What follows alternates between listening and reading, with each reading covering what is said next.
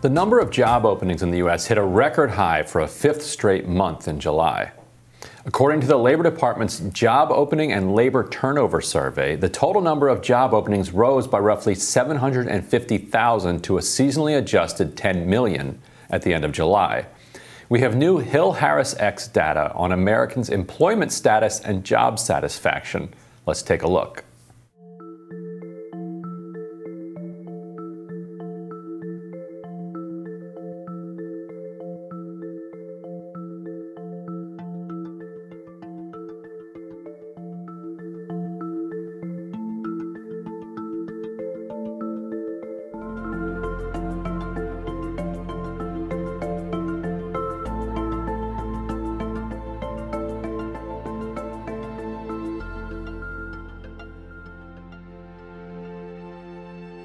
The poll found 56% of voters said they are employed either full or part-time, with 44% of that number being full-time.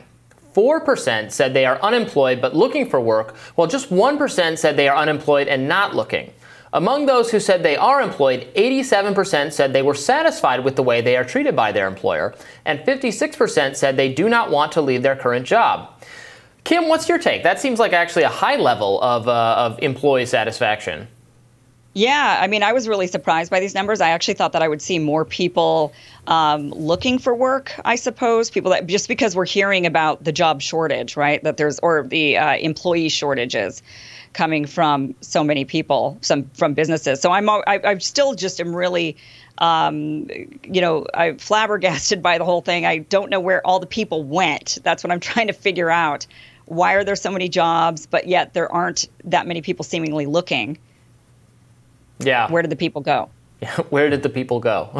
Who are they polling? These very happy employees at the worst time in decades for being alive, but also in terms of finding stable and satisfying work, given what's going on.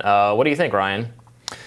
I mean, I think people have a little bit more savings and don't have to come into a job market in the middle of a pandemic before they're absolutely forced to do that. I think the CARES Act, the February stimulus that Biden and Congress put out, plus that included all of the extra unemployment money, has left people with a little bit more financial wiggle room.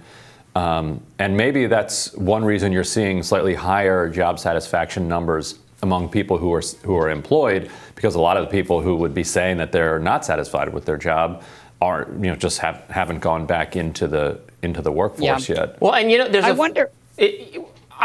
interesting.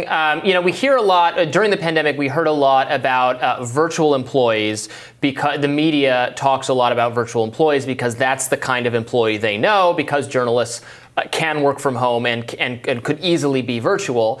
Some employees like that, a lot didn't. I'm one who really actually hates virtual employment. But it made it seem like everyone was under that circumstance, when actually there are tons and tons of workers across the country who, they went to their jobs like they always had. Nothing changed for them. They were in a job where you can't easily do that. You can't adapt in that way.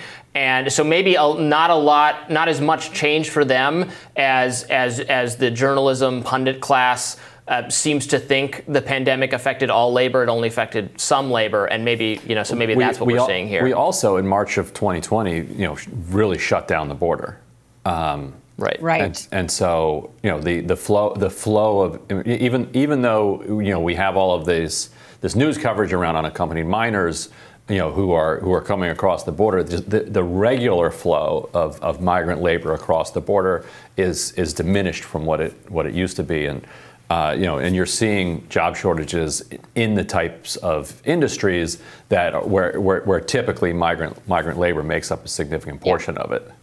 I would be really interested to see what the numbers look like prior when it comes to stay-at-home spouses. What percentage would have been considering themselves that, and also those that consider themselves part-time workers. So I'm wondering if a lot of people just, like you were saying, Ryan, they have a lot of savings now, or people even scaled down and they realized they didn't need all of the things that they had before the pandemic. And I'm wondering how many of them shifted to, I'd rather stay at home with my children now and homeschool them, or I'd rather just do part-time work. I'm curious what that shift looks like. So that'd be really interesting. But MIT economics professor David Arter argued in a New York Times guest essay that the U.S. doesn't have a labor quantity problem, but a labor quality problem. And the pandemic has created a rethink amongst the nation's workers, sort of like what I was just saying. So co-creator of the Job Quality Index, Dan Alpert, believes that workers' newfound leverage will end with the federal unemployment benefits. He writes, workers who have been receiving benefits close to the crummy incomes they could command pre-pandemic without working have undoubtedly done so, not because they have valued their labor more highly, but because they have been provided the resources to say no to crummy jobs. Roughly 10 million people lost the federal unemployment benefits they received due to the pandemic on Monday. I still think, though, that they will have the ability to negotiate. There are reports, I know middle of August, that there was 1 million more jobs than there are people available for jobs. So I do still think workers are in a good position. Go out there, negotiate yourself a better wage. Yeah, I mean, and probably to some degree they might be in that position because of the lack of immigration, right? The whole idea that immigrants are willing to work for lower wages and end up taking some jobs and from people on the lower rungs of educational attainment and things like that. Now, obviously, I'm a libertarian. I want immigrants to be able to come here very easily, and then there are down the line benefits of having immigrants do those jobs, and that it's economic efficiency. There are other positions that because firms are able to operate more efficiently. So it's not the whole idea that immigrants are taking jobs it would be in a kind of free society where you could move from one place to another is wrong, but in a very specific, narrow context, it could be the case that the lack of that pool of labor could work to these employees' benefit, right? Yeah, and what's interesting though is that a lot of big corporations are not responding to this moment in the way that, say, a free market economist would suggest that they would. A free market economist would say, well, the rational thing to do when you have a supply and demand question like this is the price goes up, and the price here would be wages. So you pay a higher wage to get people in when you need it.